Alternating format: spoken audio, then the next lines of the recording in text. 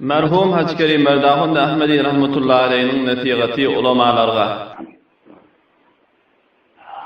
Şücre, ondan sonra bir haberdar olmalı.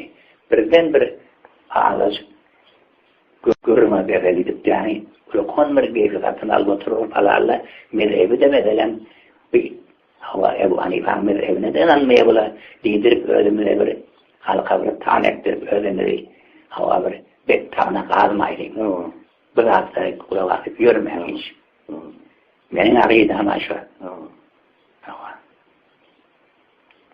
Şu anki okulsunu yani okudu böyle hiç kim baktanımıza gelmedi.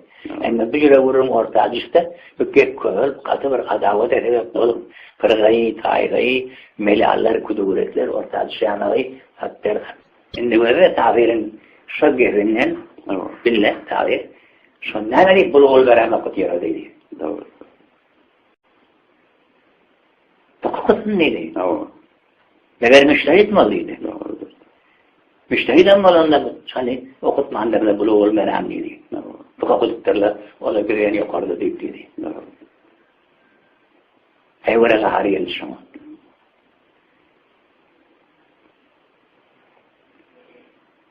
Onda da bir bulğul veren okutuyor da tutam.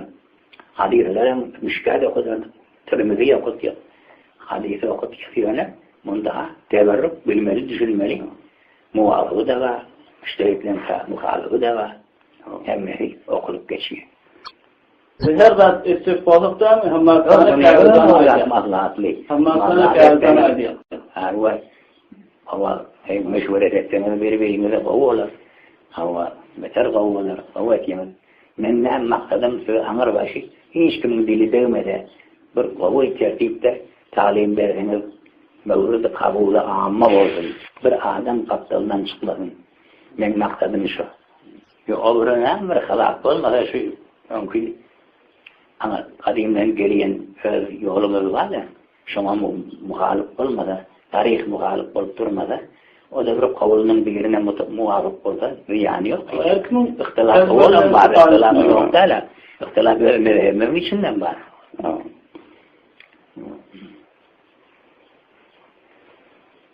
Yöne kadar şu kerat zamanında okudum. Yankı yana. Fikir edin, hava. Bir neme kenara çekemedim. Doğru gidin sınıf bilen doğru gidecek bolup gayret edin. İhtilaf da olacak sınıfın içinde avval ulamaların özleri edip kereyir edip koyanmadım. Bir de ılfalet yerli adamları. Feledi adı bilen mesela kulu edip tecavüz etmen geçerli var ha. Selefi adı bile. Şunun içinde imamları da fevk koyuptur. Doğru. Ula konuşmayın. Ebu Hanife Şafii'ye fevk koyuptur. Şoğulları var. Haberdar olmayın. Ben hemen kitabından bir gördüm.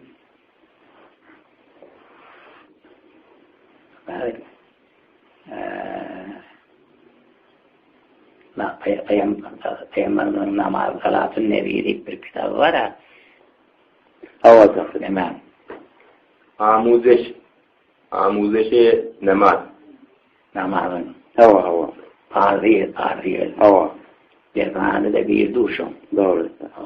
Şunu bunu gözelim. Tamam şunun içinde yazan zatları Hadiye muhalif ve ilerlediği de şunun hem yazarlarının özü hem aydan kavulları muhalif diyenin özü bir müştehidin kavlu. Doğru. O çıkıp gidip olmaya ağrıdır yere. Şunu oğul hem ben ayda koyup bir de. Doğru. Onun için şu kulluk aydan bittiba men selef diyeni adamda şunu fırgıdan fırgıyıp geçirip ayda tanışa vururmayı. Doğru. Bu şey kurumla avval edilip yıkıl kalıptır adamlar. Şu ihtilaflarından bizarlar. Sonradan şu ihtilafları ayırdım edip şu kitapları arada koyupturlar. Yine de var şey diysen de. Yöne memnunlarıma bu zatlara kellerini sağlatman şu an koyulan oğlu bilerler, önümüze gep gelmedi yani porumrağında okudu verseniz tire verirler, şu hattı pekat zamanında, fitne zamanında sevabı dekan olur, ecri dekan olur, Allah da razı olur, Resul da razı olur, bir kovulat olur, bu gurumlar kendi önceler nimet görmem, oğuşturun, ihtilafları da olur, bir neşe olarak olup düşünmeyenler olsalara düşündürün, hava kavuşa bir hemmeni hava bir hemmeni bir yolda bir uğurda olumda hiçbir ihtilafımız onların mekteplerin hava hemmeni bir rahat öğretsin kıyıllara da oğullara da benim nazarım şu bu vakit hıyla gurumlarken hıyla geplerken onun hakikatini ilerleyecek olan jirme var ya var, jirme oraya var, bir jirme. O jirmeden hem çıkabilmem alayım. Allah Tebarek ve Teala Kur'an-ı Kerim'de merhamet ediyor. قُلْ اِنْ كُنْتُمْ تُحِبُّونَ اللّٰهَ فَاتَّبِعُونِي يُحْبِبْكُمُ اللّٰهِ. Yine. Ayet ey Peygamber, eğer Allah Teala'nı seyseniz, kovverseniz,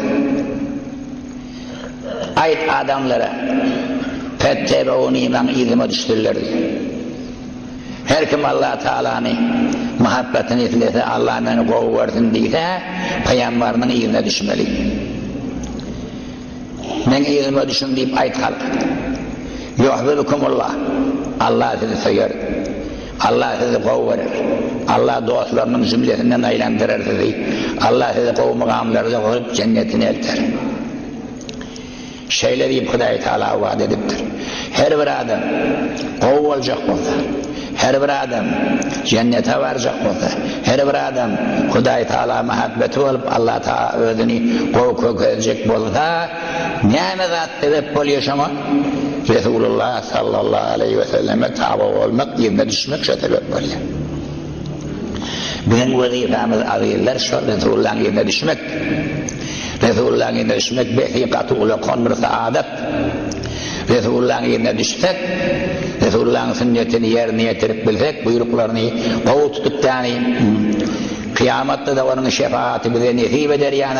Kıyamatta da onun şefaati bize nesip eder yani. Kıyamatta da onun şefaati bize nesip eder yani. Halatta dünyadan geçip bilsek, biz bayrağı aldığımız, piruz olduğumuz, necat taptığımız, dünya ve ahiretin saadetini ele alıp dünyadan gittiğimizdir.